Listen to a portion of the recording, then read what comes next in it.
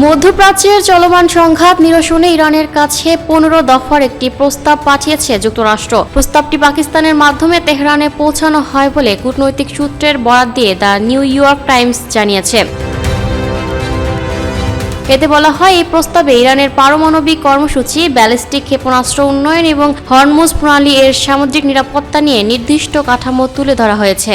পাকিস্তানের সেনাপ্রধান সৈয়দ আসিম মনির এই প্রক্রিয়ায় গুরুত্বপূর্ণ মধ্যস্থতাকারী হিসেবে ভূমিকা রাখছেন বলেও জানানো হয়। এছাড়া ইসলামাবাদ উভয় পক্ষ রাজি হলে সরাসরি আলোচনার আয়োজন করতে প্রস্তুত বলেও ইঙ্গিত দিয়েছে। এর আগে মার্কিন প্রেসিডেন্ট ডোনাল্ড ট্রাম্প দাবি করেন, তেহরানের সঙ্গে খুব ভালো ও ফলপ্রসূ আলোচনা হয়েছে। এরপর তিনি ইরানের জ্বালানি অবকাঠামোর উপর হামলা 5 দিনের জন্য স্থগিত রাখার ঘোষণাও দেন।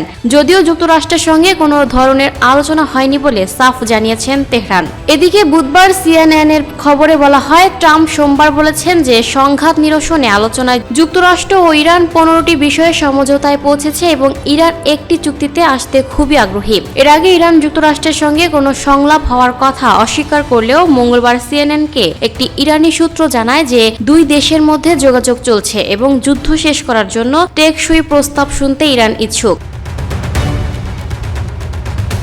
Lucky Akter, up to date news, Dhaka.